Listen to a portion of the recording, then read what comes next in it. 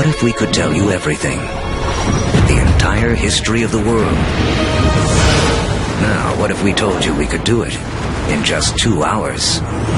We're going to tell the whole story, from the Big Bang to the present day. How the planet prepared for the rise of man. How the Stone Age led to the steam engine. How the first seeds sprouted into cities and civilizations. Everything is connected, and the path leads to you. It took history 13.7 billion years to unfold. We'll show you everything you need to know in the next 2 hours.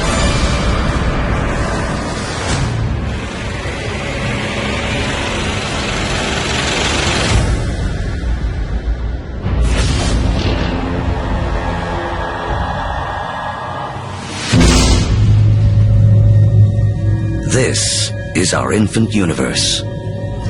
Everything that will ever exist, everything that will ever happen, all begins here, within this tiny bundle of energy, smaller than an atom. And right now, history as we know it is about to mysteriously begin. For reasons we may never know, our universe suddenly erupts.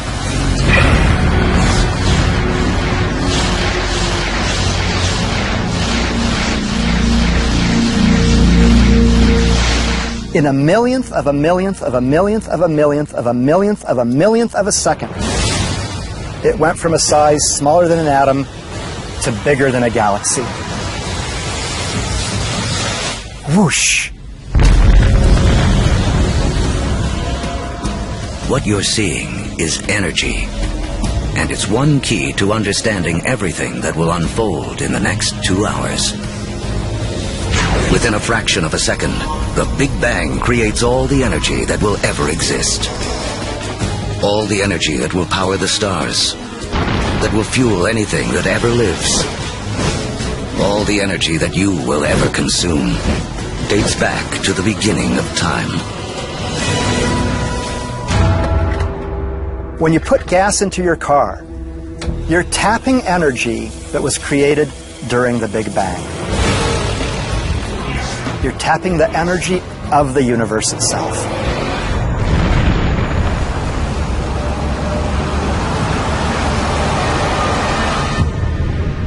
We're only a few minutes into our 2-hour journey, but already 380,000 years have passed. You are about to witness the birth of your original ancestors, the first atoms. This is hydrogen. The universe will use it to make everything in the world around us. Hydrogen is like a baseball team. You say, what player do I want to start my team with? Well, if I want to start a universe, I want to start it with hydrogen. Because from that, with a lot of heat and a lot of pressure, you can build more kinds of atoms. The first atoms blast through the early universe. And luckily for us, they don't spread out evenly. Because in those tiny pockets with more atoms, gravity, the great sculptor of the early universe, begins to work its magic.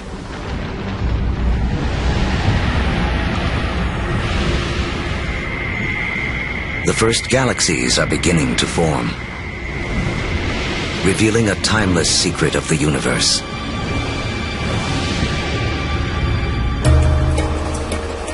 Throughout history, whenever more matter and energy can be drawn together in one place, more complex things can emerge. We have all of these urban centers around the planet where so much creativity, so much art, so much science, so much culture came about because of all these opportunities for things to interact with each other. Really, in a sense, where there is stuff, new stuff can develop, and where there isn't anything, nothing much can develop.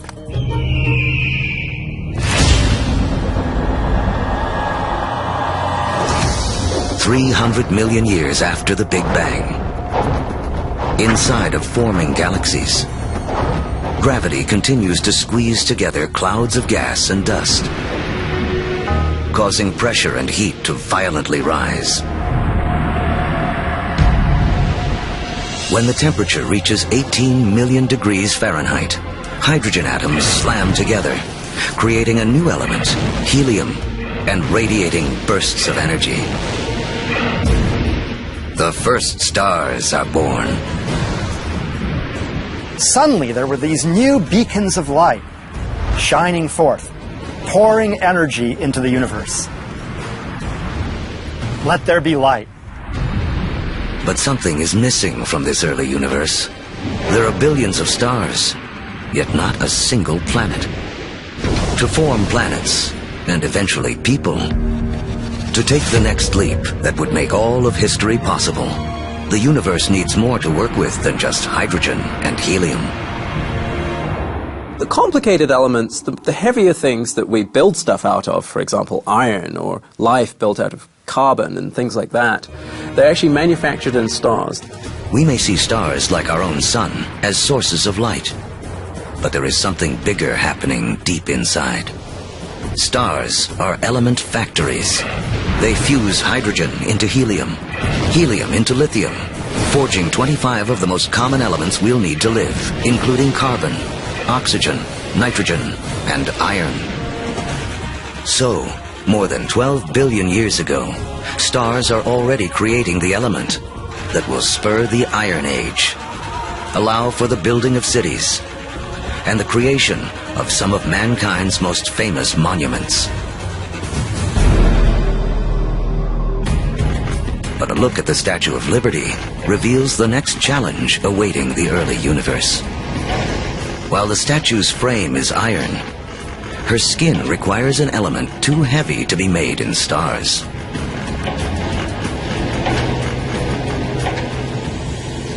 For Lady Liberty to have material for her skin, for there to be gold for wedding rings, or uranium for nuclear reactors, some elements had to be created another way. Stars don't have enough energy to do the job, but if the element factory isn't powerful enough, how about blowing up the factory? Just a few million years after the first stars formed, some of them exploded. Wham! These explosions, known as supernovas, are the biggest blasts in the universe since the Big Bang, providing the extra boost of energy needed to fuse heavier elements. In the fiery blast of their own destruction, stars create uranium, gold, all the rest of the elements that will fill our world, including copper. The periodic table of the elements is really sort of a library of matter in the universe. Those are your building blocks. Everything is coming out of that particular chemistry set.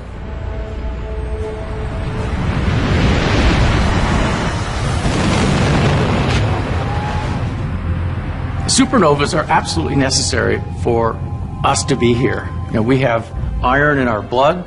We have little bits of old supernova, therefore, just floating around through us. We are all stardust. Copper and tin, Bronze Age. Without supernovas, there's no Bronze Age. Go to any supermarket and buy a multivitamin. And go and look in the ingredients. You'll find copper, you'll find zinc, you'll find selenium, you'll find all sorts of elements that can only be made in a supernova. The elements made by stars will become the seeds of life on Earth and the drivers of human history. But the journey has just begun. Before there can be life, the universe has to build us a suitable home. To build a proper house, you have to assemble the right materials all in one place. Now, when planets form, it's the same thing. It's the materials that you have at hand that's going to dictate the kind of house that your planet's going to be. To get enough of the right material in the right place, all at once, takes a very long time. Over the next 8 billion years, more than half of history as we know it, the element factories continue their work. Stars explode and are reborn. each generation with more heavy elements than the last. Until 4.6 billion years ago. Finally, there are enough materials gathered for the next step on the path to us.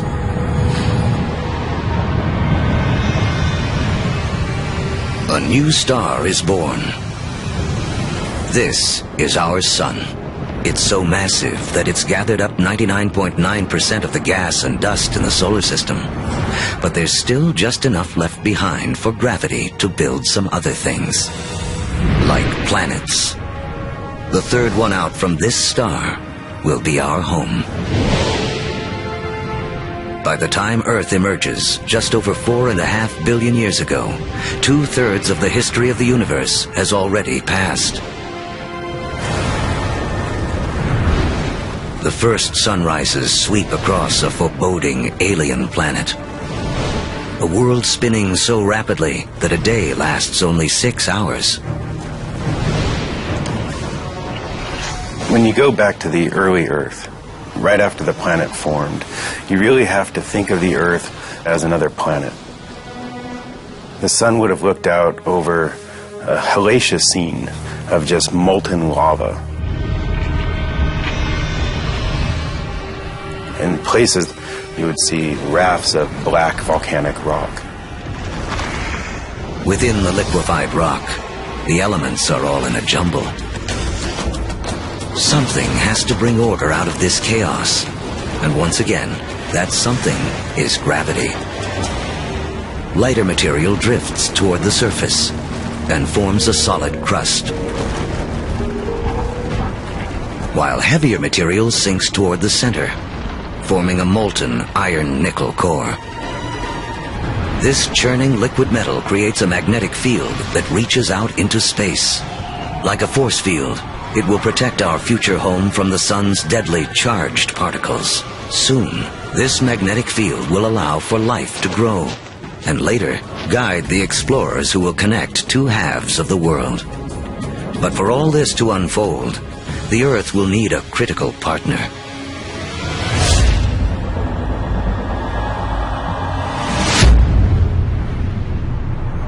4.5 billion years ago, an object the size of Mars smashes into the planet at 25,000 miles per hour.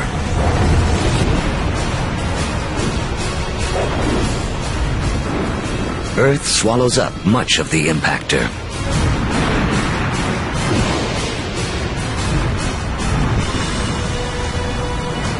But a spray of molten debris is whipped off into space. Within as little as a year, gravity gathers this debris into a secondary sphere in orbit around the Earth, where it has been ever since. The formation of the moon was an incredibly important event in Earth's history. And in fact, its creation over 4 billion years ago is really important to the Earth's climate today. The moon keeps Earth steady. Its gravitational pull prevents the planet from wobbling, saving us from wild climate swings. And the collision that formed the moon leaves Earth tilted on its axis, giving the planet a key ingredient to life: seasons. Having seasons is very, very important for the evolution of life on the Earth. And having some stability in the tilt of those axes, that's very, very important also for maintaining life on the Earth. The moon's gravity also begins to slow Earth's rotation, which will eventually lengthen our days from 6 hours to 24.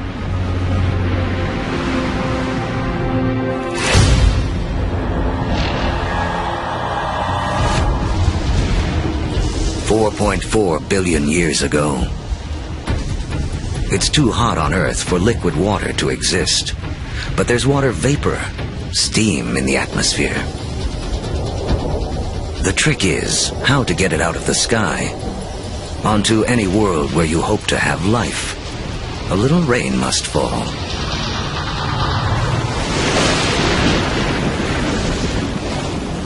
For millions of years, as the planet cools, rain pours down, forming puddles, lakes, and eventually our oceans. By 3.8 billion years ago, our planet has a moon and permanent oceans. But it hardly resembles the place we now call home. To become the stage for all of human history, Earth needs an oxygen-rich atmosphere, fertile continents for people to discover and develop. Who will create our modern world? There's 1 trillion of them crawling on your skin right now.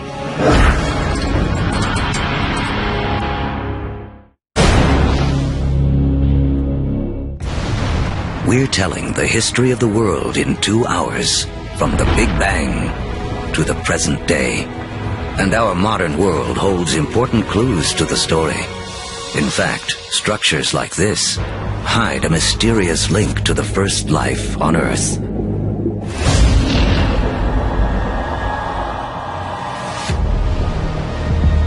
$3.8 billion years ago,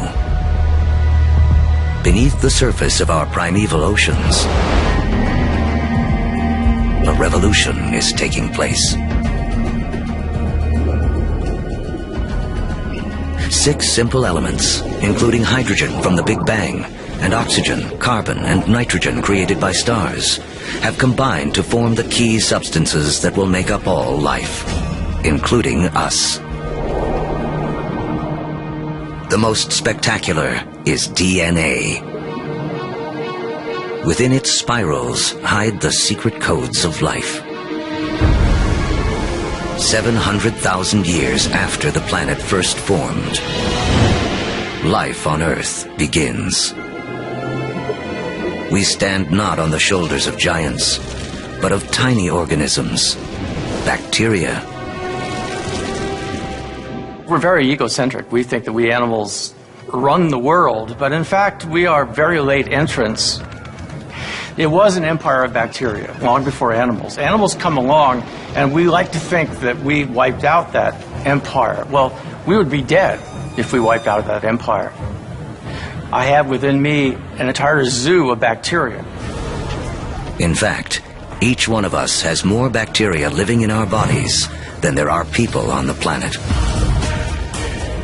For billions of years, microbes like these will have Earth to themselves. Like our infant universe, the first life is small, simple, and full of possibilities. The secret of how it explodes into all the incredible forms we see today, including us, goes back to the beginning of time.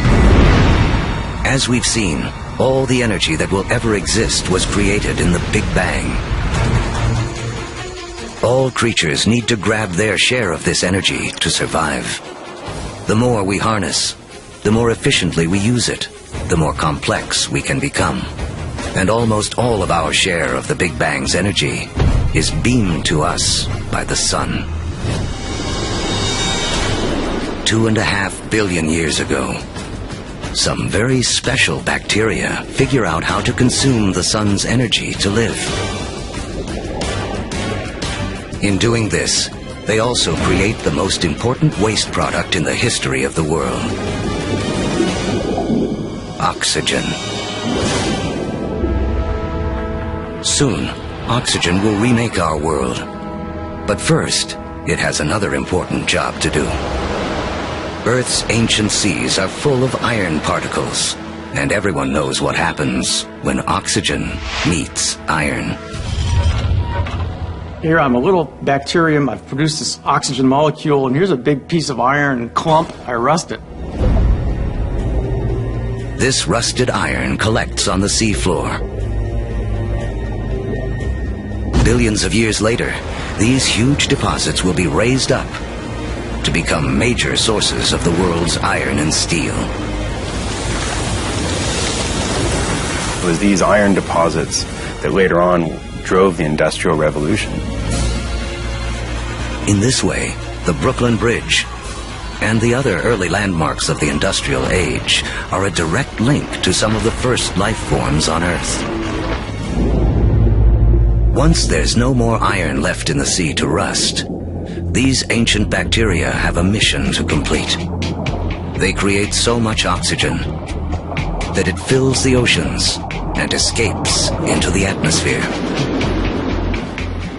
And from then on, we have a very different planet from all the other planets in the solar system. Now, life takes a giant leap.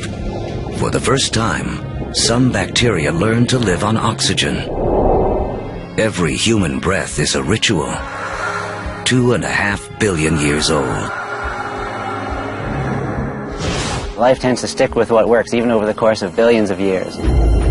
Oxygen is a game changer. By taming its power, life has found a better way to energize itself. 20 times more efficient than anything used on Earth before. What life does with all this new energy will be the story that leads to us.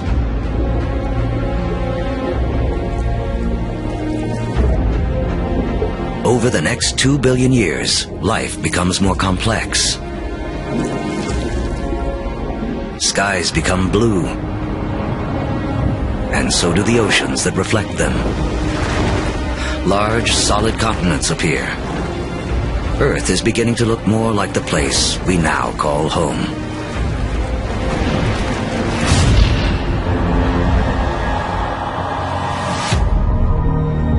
$550 million years ago, as the planet celebrates its 4 billionth birthday, oxygen levels in the atmosphere have risen from next to nothing to as much as 13%. Take a deep breath, because life on Earth is about to go wild.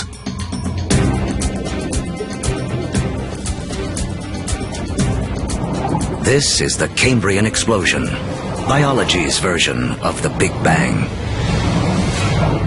Right after you have abundant oxygen, you get size and complexity. And oxygen lets you do that. It's in this breathtaking span of roughly 30 million years that most of the major animal groups evolve. By 500 million years ago, the first bony fish have evolved in the seas. These fish are our direct ancestors. Though they look nothing like us, they evolved the body parts that will make our own bodies possible, including a spine and a mouth with jaws and teeth. We owe a great deal to our fish ancestors. In fact, all vertebrates today really represent modifications of the original fish body plan.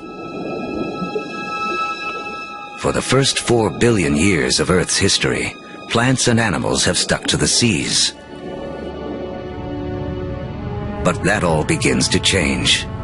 With oxygen comes an ozone layer, protecting us from dangerous radiation. Plants make the move first.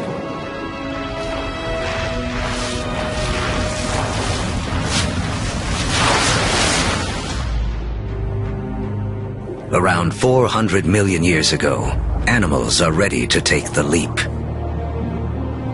Among the first ashore are the amphibians, whose descendants will include us. The most amazing thing about animal evolution ever, for me personally, is that moment that first amphibian walks out of the primeval ocean onto land and takes a big gulp of air. Kind of like great-great-great-great-great-great-grandpa coming out of the ocean and seeing this fantastic world. And it's like, hey, I can live here. Look at those trees. Look at those bugs. There's food here. I can do this.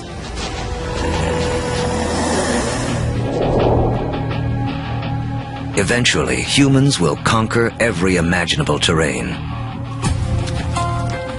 But before we can do that, our ancestors must first cut their final tie to the water.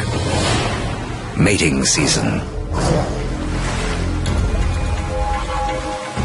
Like modern frogs, they have jelly-like eggs that would dry out on land. But some amphibians eventually solve the problem. They evolve a new form of egg, with a shell that keeps the moisture in. This allows us to carry the ocean with us, onto land, and signals the evolution of amphibians into reptiles. You could be 300, 400, 500, 1,000 miles away from water and still have the water in that egg in order to birth. That is the key. It cuts that final tie to the ocean. That way we could colonize the rest of the land.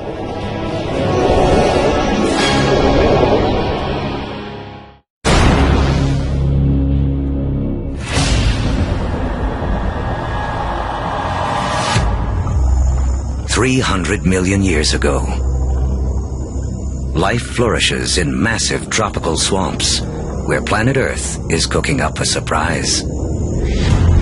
As plants die here, they are buried, compacted, and cooked.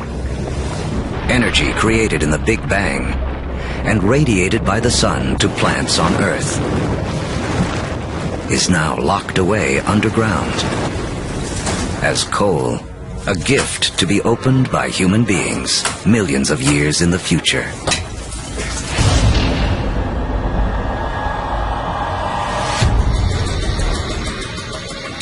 $250 million years ago, an apocalypse unfolds. The biggest spike in volcanic activity since the early days of the planet. The atmosphere is choked with carbon dioxide, and the diversity of animal life spawned in the Cambrian explosion is stopped dead in its tracks. More than 70% of all species on Earth go extinct in the worst mass die-off in history, the Permian extinction. Extinction is a recurring character in the story of planet Earth. 5 times in the last 500 million years, some cataclysm wiped out the dominant species. It's a reshuffling of the deck that allows new creatures to take hold. New creatures like the dinosaurs. Dinosaurs will reign for the next 160 million years. During that time, the first hardwood forests appear. And after more than 4 billion years, the moon's gravity finally settles Earth into a 24-hour day. At the start of the dinosaur era, the continents are clustered together into a single landmass we call Pangaea. But now, they start to break apart. Africa separates from South America. The vast Atlantic Ocean opens up, creating what will become one of the defining barriers of human history, the gulf between the old and new worlds. The undisputed stars of the dinosaur era are animals like Triceratops and T-Rex, but there are some important creatures scurrying around their feet. If we were to trace our lineage back far enough, we would come to really small shrew-like mammals surrounded by these titans of reptile life. During that time, mammals, we were living on the fringes. We were maybe stealing dinosaur eggs, maybe just eking out an existence. So the dinosaurs kind of held us back. The biggest headline of the history of dinosaurs, which is 160 million years, is that we lost! Mammals lost! We couldn't get much bigger than a small cat. For 160 million years, all the medium-sized, medium-big, big, gigantic, and stupendous animals were dinosaurs. For that whole time! They beat us fair and square. But the deck is about to be reshuffled.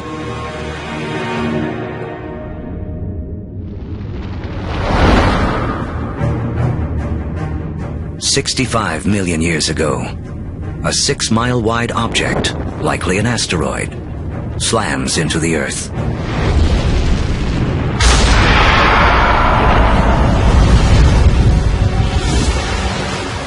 A dust cloud blocks out the sun. Temperatures plummet. Every creature on land weighing over 50 pounds goes extinct. The reign of the dinosaurs is over. The greatest gift that the dinosaurs ever gave us was dying. When they went extinct, it gave the mammals time to rise. It doesn't take long after the disappearance of the dinosaurs for the first true primates to appear. Like their later versions, including us, these mammals have evolved forward-facing eyes, allowing for accurate depth perception and flexible hands with 5 digits.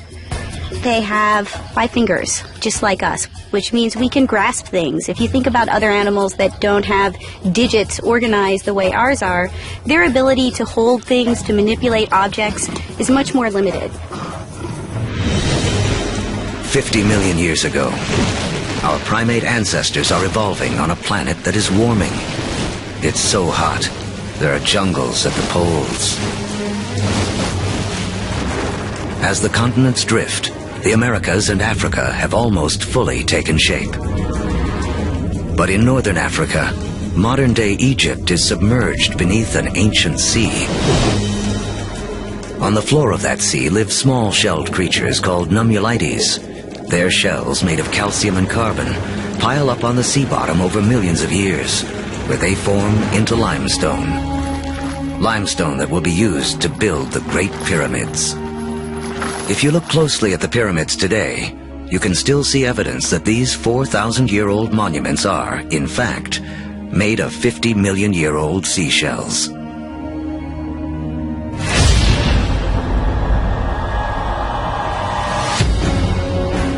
By 10 million years ago, Earth is morphing into a world most of us would recognize. The Colorado River is carving out the Grand Canyon.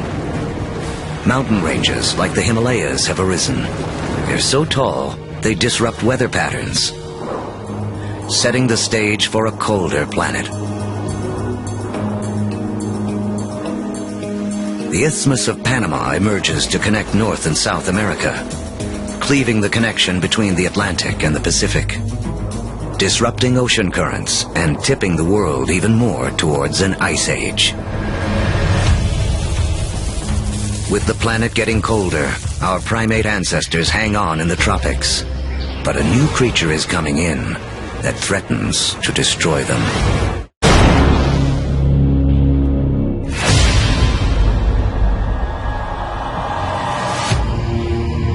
"7 million years ago, our primate ancestors lived safely in the trees. But their neighborhood is about to be invaded. This newcomer will have as profound an effect on human history as any other living thing on Earth. It seems almost impossible to believe, but one of the most important things that will lead to the emergence of us is the emergence of grass." The grasslands appear almost simultaneously around the world. We get the African savannas. We get the Eurasian steppelands. We get the North American prairies. We get the great grasslands of Argentina, appearing simultaneously around the world. In eastern Africa, grasslands invade the traditional woodland habitat of our ape ancestors. With fewer trees and greater gaps between them, our ancestors have to adapt. Apes would notice that there's more and more apes in the same tree and less food, increasing incentives for apes to go from one patch of food to a different one separated by grasslands. Now, one way to do it is to run like hell. The other way to do it is to extend one's food sources into the grasslands and seek out the foods that are available there. And so, some apes make the move down into this stark new habitat. It's a landscape better suited to primates that can walk on 2 legs, keeping their heads up above the tall grasses to watch for predators. Standing on 2 feet is a revolutionary advance because it frees up our hands. Hands we will need to shape human history.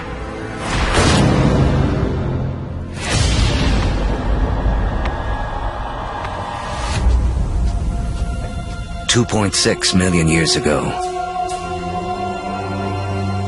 early proto-humans, or hominids, walk an Earth whose rocks are loaded with the element silicon. Created in the cores of stars billions of years before, silicon is the second most abundant element in Earth's crust. One of its chemical quirks is the ability to bond with oxygen, to form crystals that combine into solid rocks. Rocks that can be chipped and shaped without shattering. Hominids started doing this 2.6 million years ago, breaking cryptocrystalline silicates to make sharp edges, and the people use them for millions, literally 2.6 million years. Simply having a modified stone with a sharp edge on it, now suddenly you have a hammer. You have a crude cutting edge. A simple modified stone means a human can suddenly do 1,000 more things than we could do previously.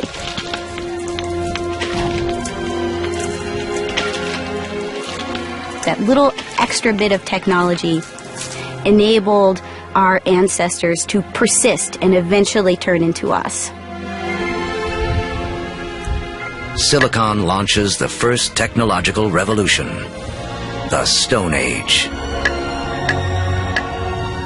Millions of years after it powers our first handheld devices, another chemical quirk of silicon will make it the height of technology once again.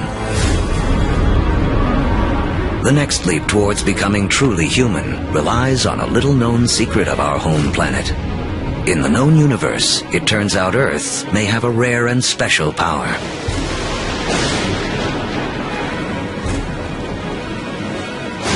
Of all the planets and moons in the solar system, we think that Earth is unique in the ability to sustain fire. Other planets and moons have lightning and lava. But only on Earth do we have the two critical things we need for fire to burn. A vast fuel supply in the form of plants and trees, and an atmosphere full of oxygen to fan the flames.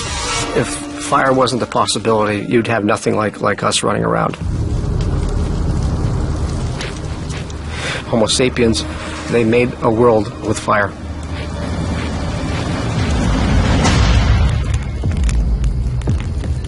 Our ancestors have fire firmly under control by 800,000 years ago. It's a skill that connects us back to the very beginning. Remember that all energy was created in the Big Bang, and all life is in a competition for our share of this energy. Using fire to cook is like having an external stomach to break down foods, releasing more calories, giving us more energy, which in turn allows us to support bigger brains. Fire is also the ultimate gateway technology. We will soon use it to turn clay into pottery, metal into weapons, water into steam power. If you don't have fire, you can't have the internal combustion engine. No fire, no metal. No fire, no rubber. It's a technology that opens a world of possibilities for creatures that know how to use it.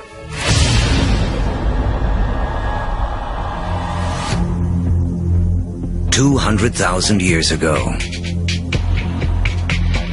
the modern human has fully taken shape. The larynx, or voice box, which is high up in the throat in our ancestors, descends. More complex sounds are now possible. We begin to speak.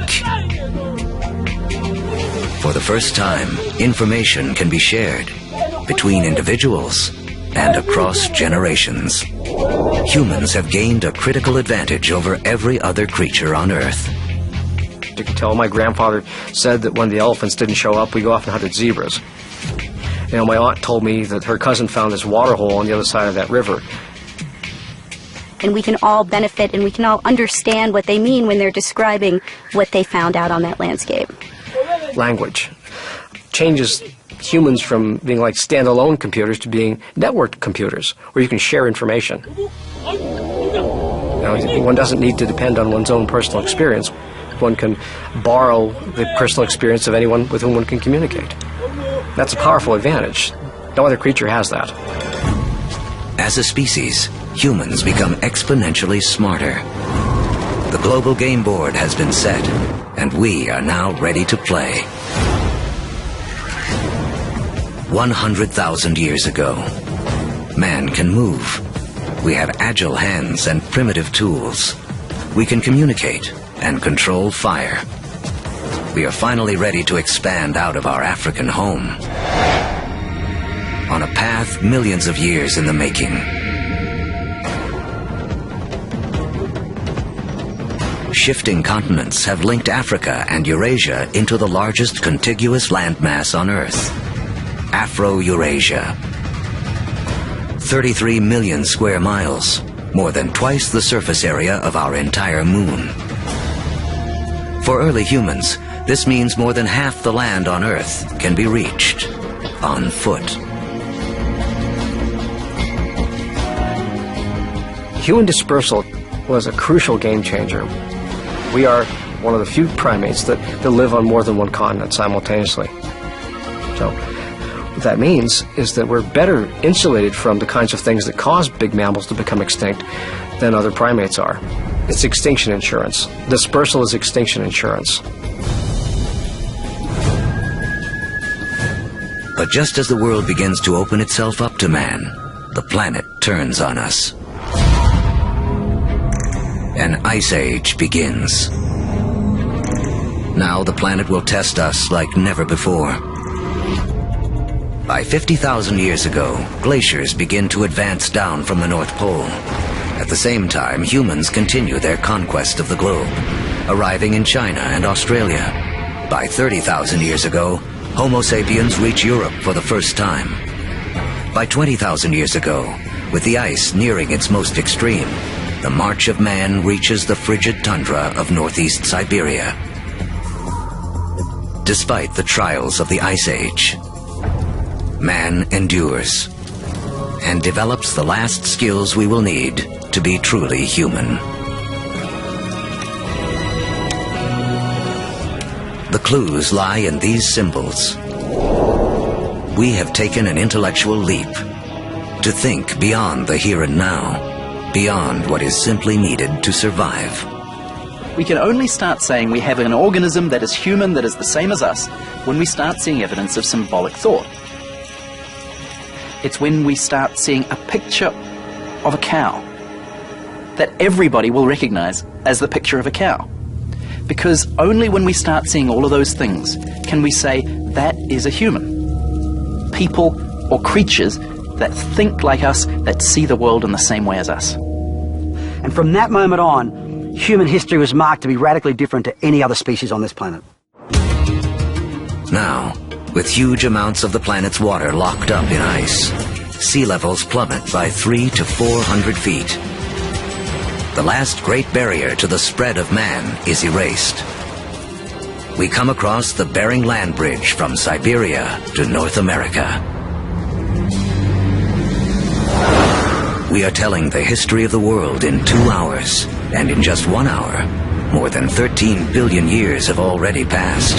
These years of preparation have allowed man to finally emerge and spread out across the planet. And human history as we know it can truly begin.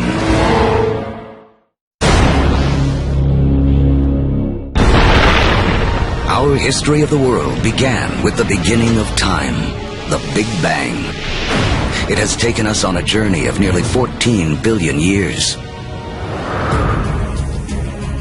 Now, as humans take center stage, it's important to remember just how small a slice of history we actually occupy. To make things simple, imagine compressing 14 billion years of history down to just 14 years. On this scale, the Earth would have existed only for the past 5 years. So that's about a third of the history of the universe. Large, complex creatures would have developed 7 months ago. On this scale, dinosaurs went extinct only about 3 weeks ago. The entire recorded history of humans would span only the last 3 minutes. Modern industrial societies, the Industrial Revolution effectively, 6 seconds ago. What this shows me is that we humans have been around for only a very brief instant in the recorded history of the universe. Mankind has waited billions of years for our brief instant to shine. as the stars and our revolving planet carried out the slow work of organizing the elements in a way that would make human history possible.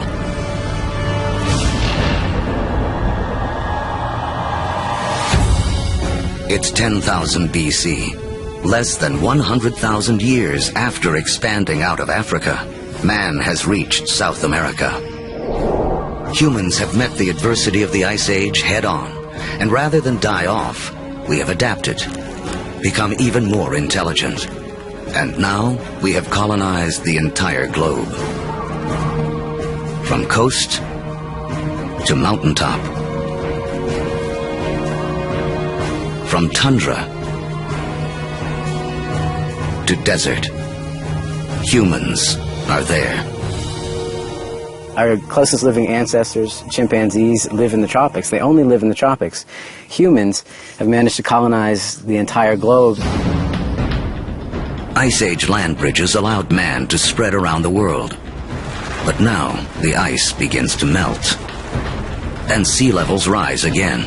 Humans are trapped and separated in two vast and unconnected hemispheres. Each pocket of humanity left to make the best of what it has been given. As the glaciers recede, they carve out lakes, rivers, and bays. The map as we know it emerges. In Africa, increased rainfall causes Lake Victoria and Lake Albert to overflow and form Egypt's Nile River. In Eurasia, other rivers emerge. The Tigris and Euphrates in Mesopotamia, modern-day Iraq. The Indus in modern-day Pakistan, and China's Yellow and Yangtze. These river valleys become critically important for how human history will now be played out following the retreat of these ice sheets. These are the river valleys whose waters and fertile soils will allow the first seeds of civilization to be planted. With temperatures warming after the Ice Age, plants and animals are more plentiful, and man can finally choose to stop moving. Permanent settlements begin. Populations grow.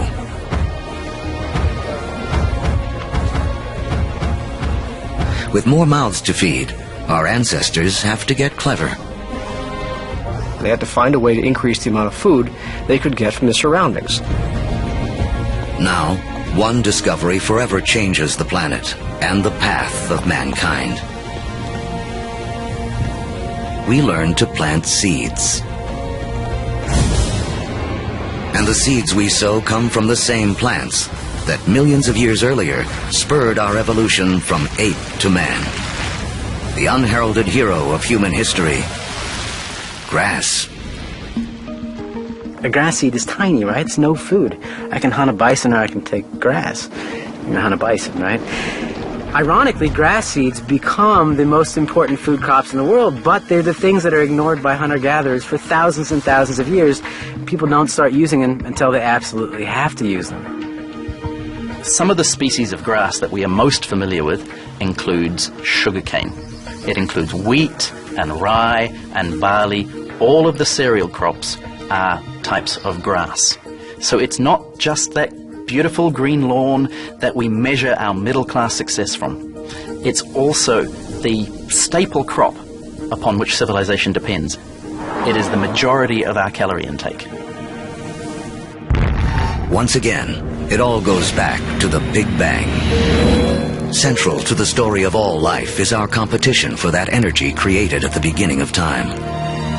Just as oxygen gave us an edge, just as fire allowed us to consume more calories. Switching to farming is an energy revolution. A hunter-gatherer needs 10 square miles of territory to provide himself with enough sustenance, enough energy in the form of plants and meat to survive. A farmer can harvest the sun's energy so efficiently, he can fulfill his needs using only 1/10 of a square mile of land. In the warming after the last ice age, farming begins to take hold in a half dozen places around the globe, But by the fortunes of geography, no place in the ancient world has a better concentration of plants and animals that can be domesticated than the Middle East's Fertile Crescent. In the Middle East, we have this remarkable convergence of species that seem to have been susceptible to domestication, both plants and animals. In terms of animals, we're talking about cattle, pigs, sheep, and goats. In terms of plants, 2 varieties of wheat, rye, barley, lentils, figs. Americas have very few wild species that can be easily domesticated.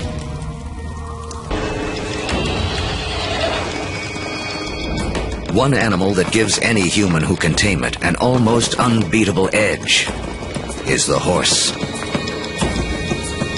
It's a little-known fact that although horses first evolved in the Americas, they died out there along with many other large mammals around 10,000 BC. There were at least 3 species of Ice Age horses in North America, maybe more. Some as small as ponies, some as big as Clydesdales. And they had evolved in North America for 40 million years. They're part of the whole history, and then they're gone. They're gone. These powerful potential allies disappear before they can be used by the first North Americans. Fortunately, before that happened, large numbers of horses escaped back across the Bering Strait land bridge and spread out across the great grasslands, the steppelands of Central Eurasia. A narrow escape that had a profound effect on human history. Around 4000 BC, nomadic people in Central Asia learned to tame them for the first time.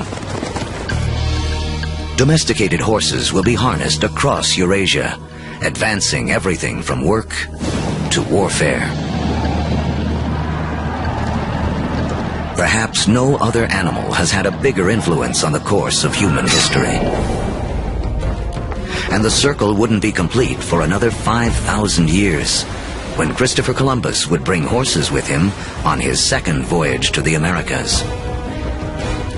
His horses would be the first to set hooves in the Americas since the Great Die-Off over 10,000 years earlier.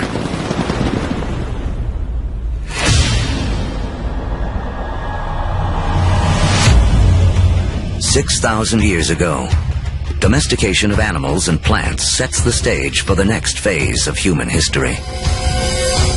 Like clouds of interstellar dust gathering in material to form stars, a type of gravity is at work as places like Sumeria, located in part of the Fertile Crescent known as Mesopotamia, draw in people, support large populations, and spin up into centers of power and innovation. By 3000 BC, some of these Sumerian settlements can truly be called our first cities. One of them, Uruk, has around 50,000 people living in less than 1 square mile. A population density that rivals modern-day New York City. Humans have become so efficient at deriving energy from domesticated food that this land area, which would have supported only a single hunter-gatherer, now can support thousands. But a change in diet also triggers a new dependence. Once you move to agriculture, you are depending for 80–90% of your calories on perhaps 1 or 2 species. In the case of the Middle East, wheat and barley. In the case of wheat and barley, they both ripen at about the same time. Humans have to gather the seeds at the same time. So now we have our food for the year that has arrived in one hit. It's like getting your salary paid once a year. You need to record it, you need to plan, because if inevitably your crop fails, you have famine. And you're not going to have another go for another 12 months.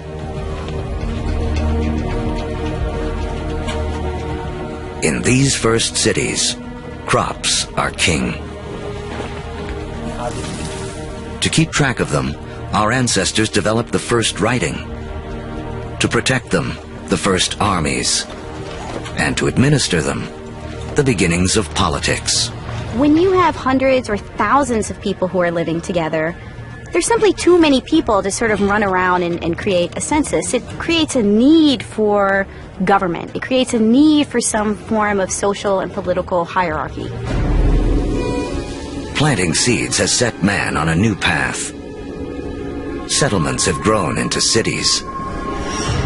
But to take the next epic step from city to civilization, we'll need the help of a very surprising creature.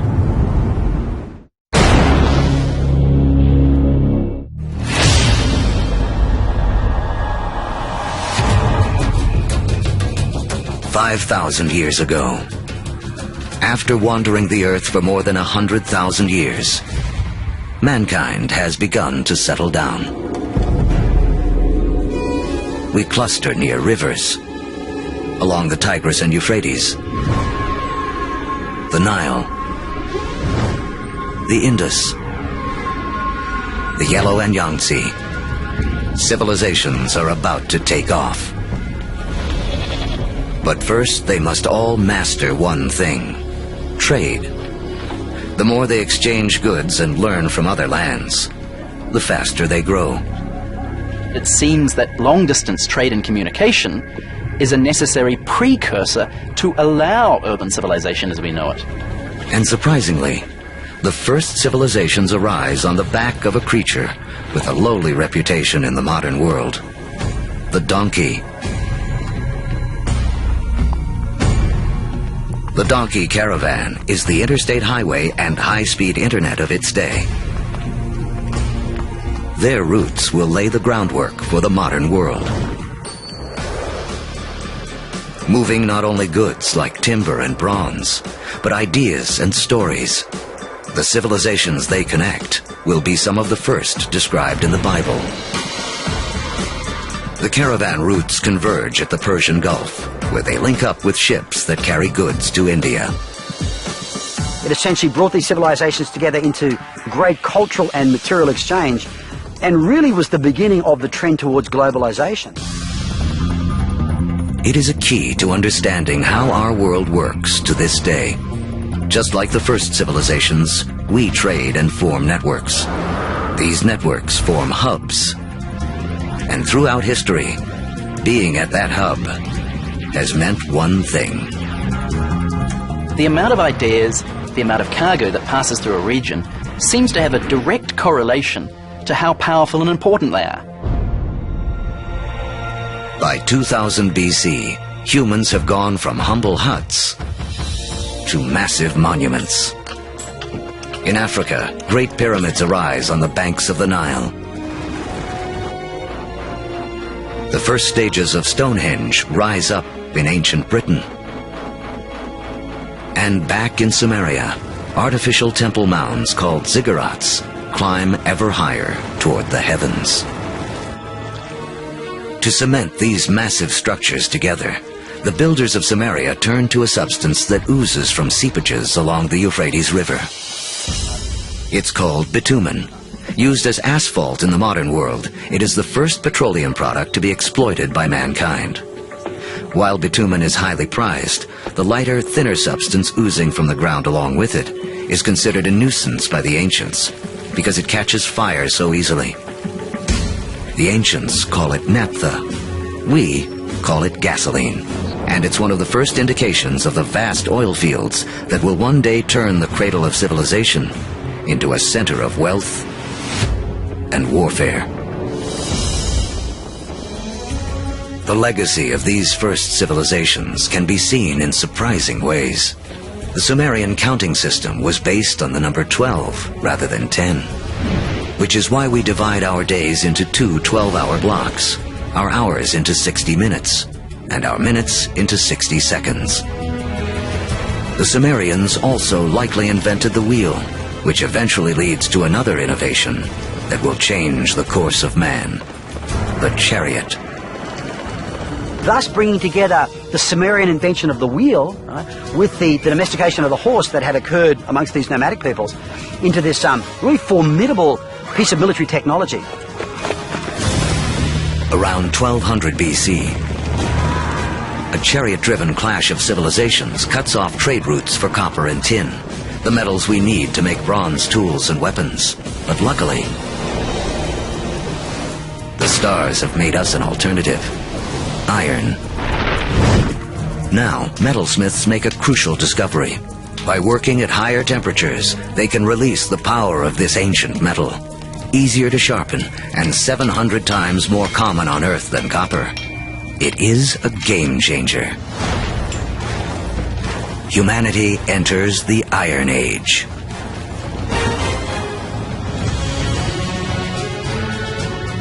As we reach the first millennium BC, history has taken us on a wild ride. From the initial blast of the Big Bang, to the formation of Earth and its first creatures, and the rise of man. We've seen the Ice Age create bridges to spread mankind around the world, then strand us on different continents, leaving us to survive on what we have at hand.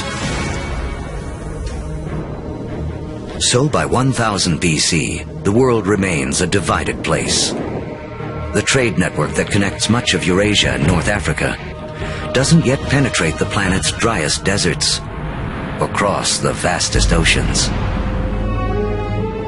Cut off by geography are people in places like sub-Saharan Africa and the Americas. With few easy-to-domesticate plants and animals of their own, they remain tied to more ancient ways of life.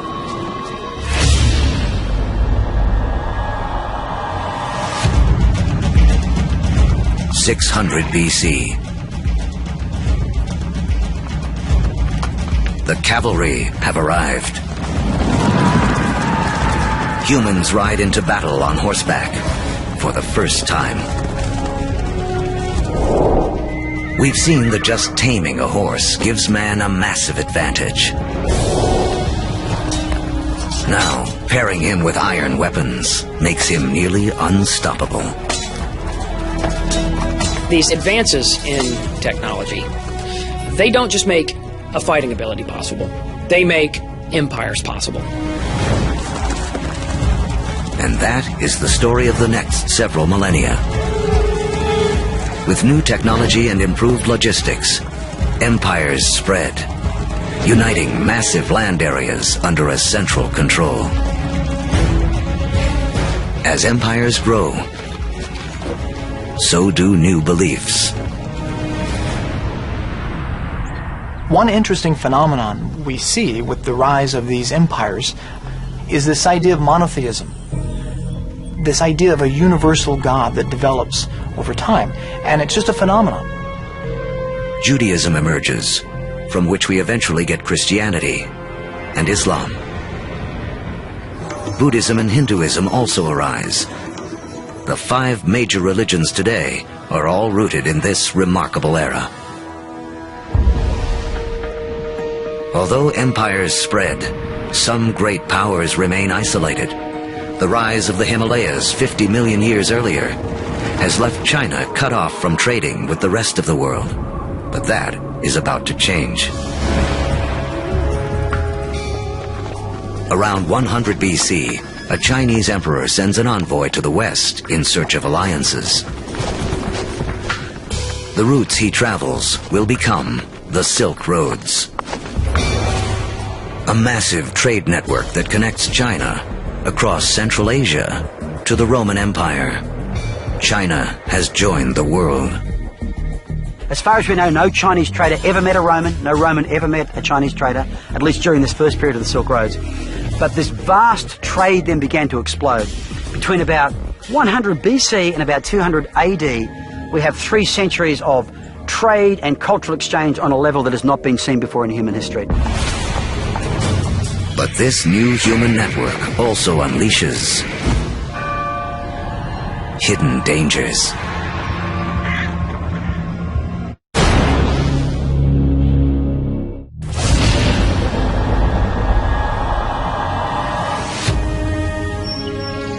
By the beginning of the Common Era, great empires have risen and a massive trading network connects most of Europe and Asia.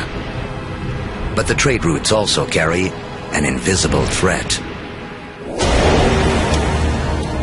Disease. Massive epidemics that some blame for taking down both the Roman Empire and China's Han Dynasty. But these networks also lead to the spread of religion. In 312 AD, the Roman Emperor Constantine converts to Christianity, paving the way for it to become the dominant religion of Europe and the West.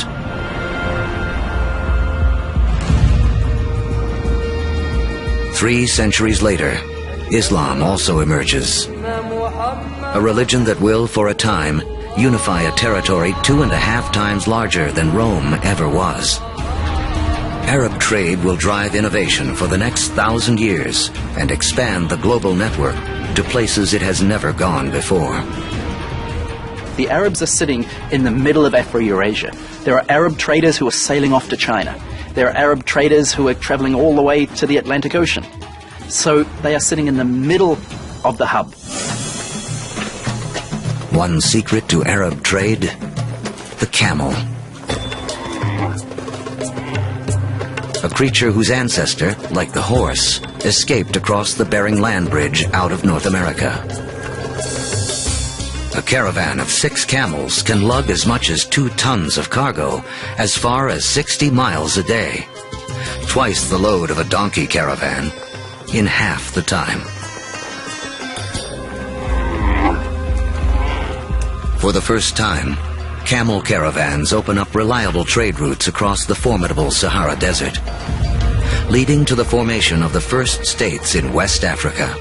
Arabic trade expands, moving salt from the Sahara to Rome, rice from Eastern Asia to India, the secrets of making paper out of China into Europe, and countless other inventions and ideas around the world.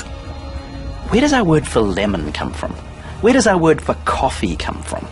They're all Arabic, because the Arabs brought a huge number of food crops into Europe.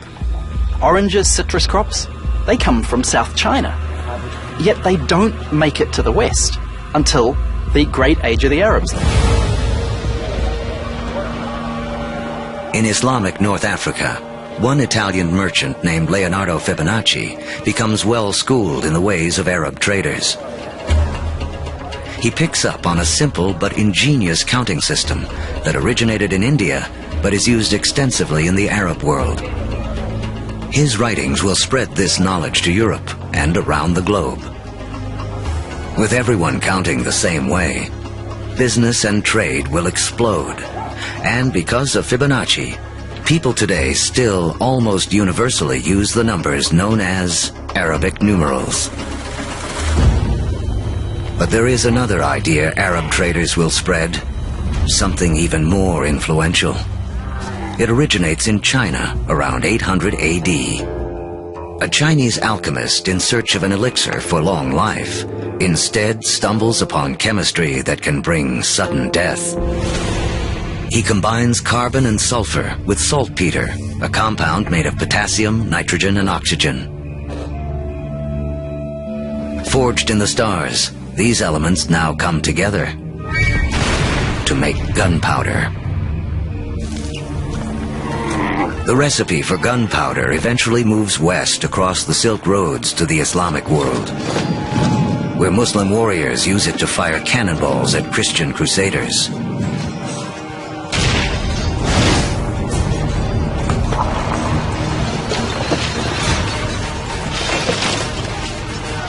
Europeans pick up on the idea, embracing and perfecting gunpowder weapons.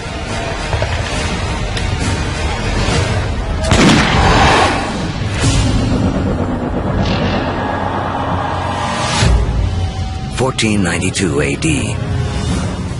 There are roughly 400 million people in the world, but it is still divided in two. In the Americas, the civilizations of the Aztecs, Mayans, and Incas have all arisen. While halfway around the world, in the aftermath of the fall of Rome, Europe has cracked like an egg into individual states.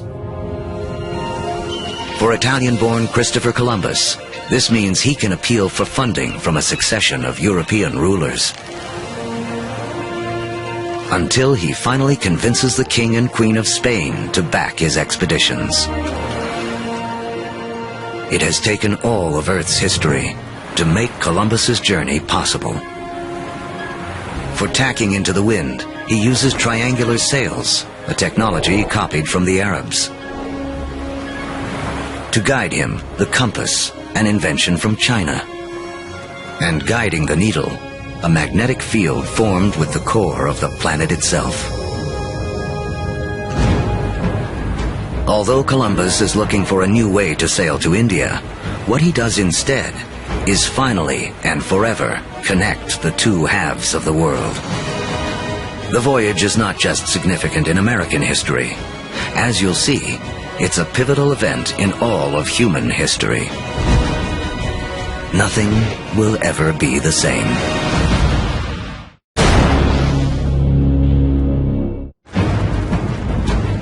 The end of the Ice Age marooned large pockets of humanity on separate sides of the globe for over 15,000 years. Now, that's all about to change. The voyage of Christopher Columbus in 1492 is taught as one of the most significant events in American history. In fact, it's one of the most significant events in all of human history. Prior to that voyage, the great world zones had existed largely in isolation. By crossing the Atlantic, Columbus opens up the vast American world zone, these two enormous continents of North and South America, with the millions of people that are living there, the resources that are available. And for the first time, people living in Eurasia become aware of this other part of the world. Until the voyage of Columbus, these people may as well have been living on different planets, so isolated were they.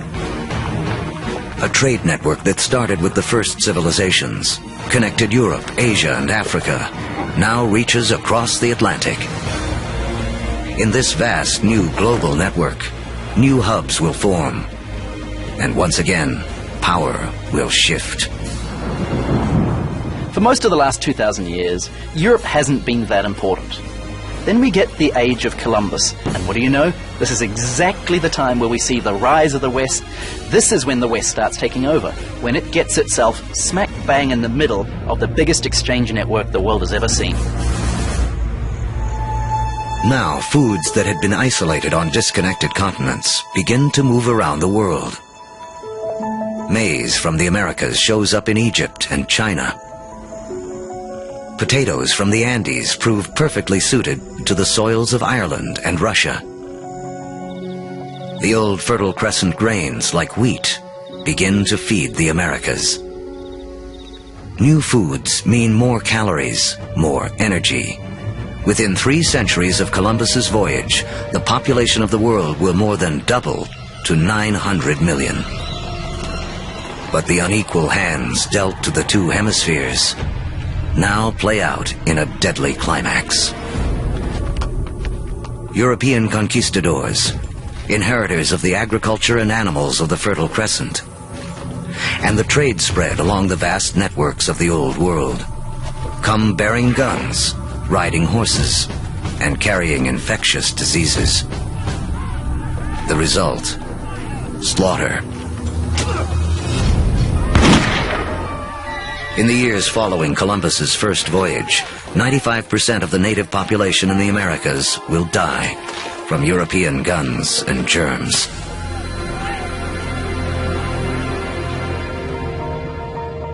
Once the hemispheres are connected, nothing can ever be the same.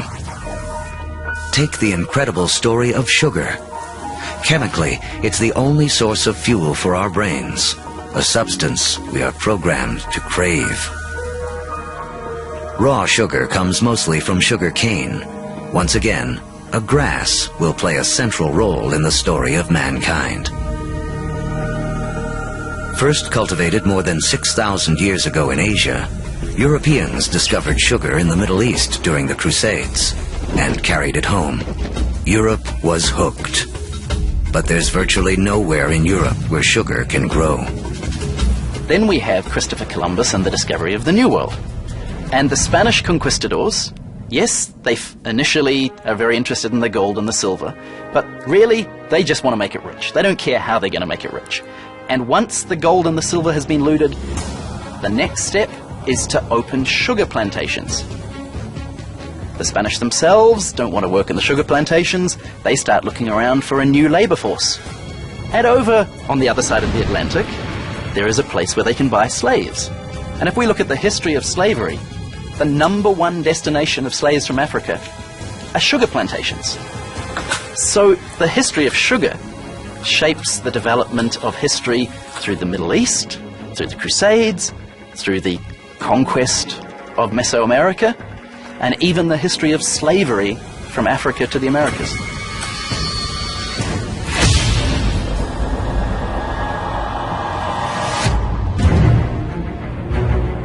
In the year 1700, mankind has hit a wall. Most humans continue to live simple lives, more like our ancient ancestors than our own. When you think back to the world in 1700, most people were farmers, most people practiced small-scale subsistence agriculture, most manufacturing was done in workshops. In 1700, it takes over a year for cargo and information to circle the planet. Longer than it would take us today to get to Mars. What's holding us back is how we power our lives. In Egypt of 2000 BC, 90% of all work was done by human muscle, with animals kicking in the rest. By 1700 in Europe, the majority of work, 70%, is still driven by human muscle. Muscle power alone can't clear the path to the modern age. But there's a breakthrough hidden deep within the Earth.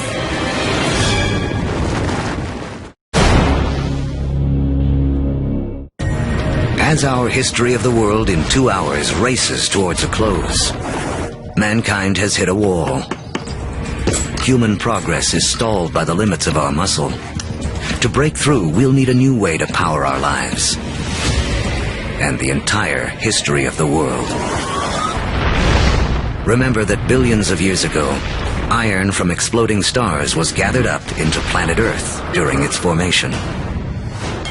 Thousands of years ago, man started using this iron for tools and weapons. To keep our forges burning, we began cutting down our forests.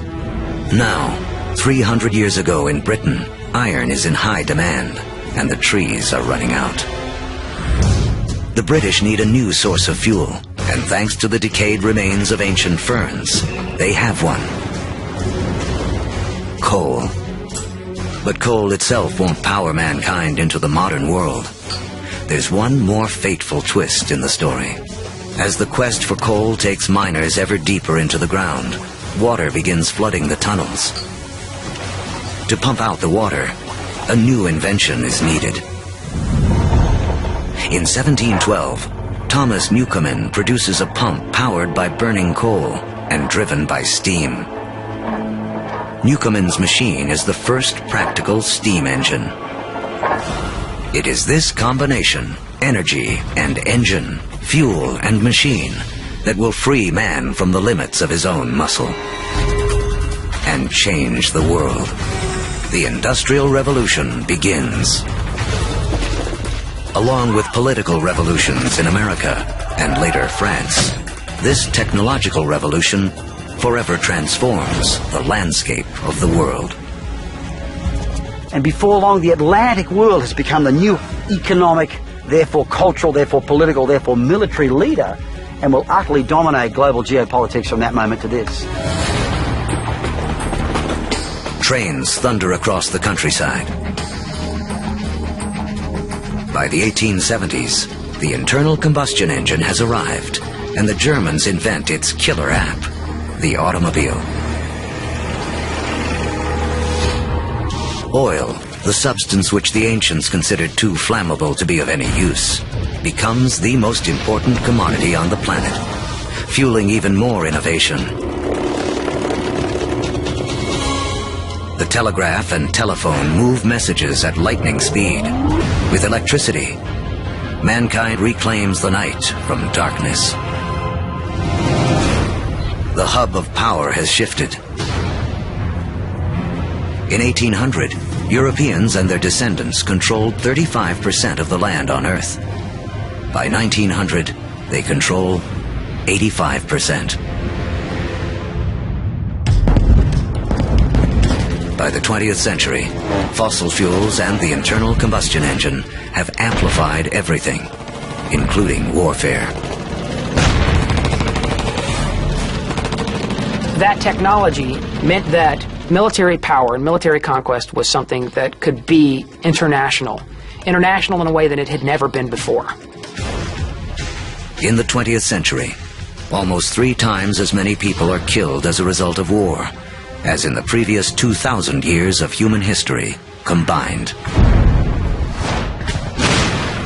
The application of the industrial skills, the industrial technologies of the 18th century reached their culmination, I think, with these extraordinary events. And it's all being driven again by the micro-fossilized bodies of organic entities that disappeared into ancient swamps millions and millions of years ago. The Industrial Revolution also allows the human population to explode. It has taken 200,000 years of human history, from the dawn of man to the year 1900, for the population to reach 1.6 billion. Now, within the 100 years of the 20th century, it nearly quadruples to more than 6 billion. The 20th century is the most extraordinary moment in human history. Never before have we seen change on such a scale.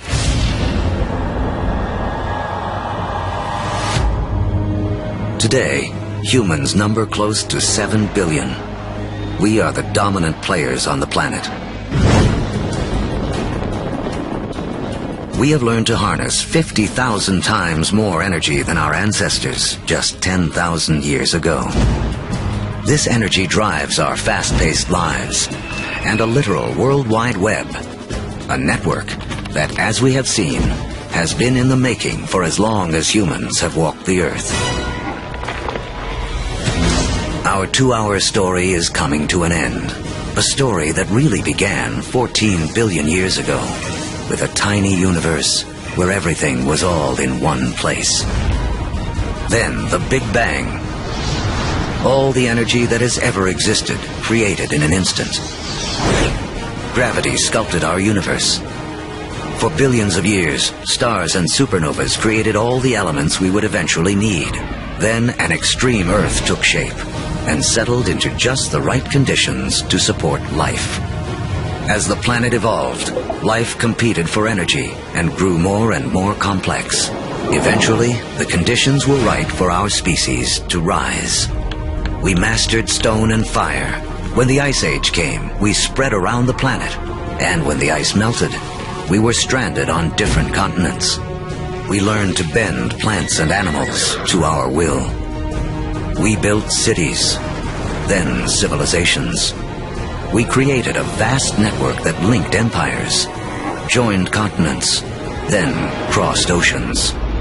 Just when it seemed we had reached our human limit, we found the energy and technology to carry us into the future.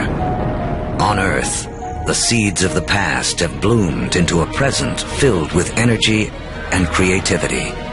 The stories of billions of lives have played out against the backdrop of a universe almost too vast to comprehend.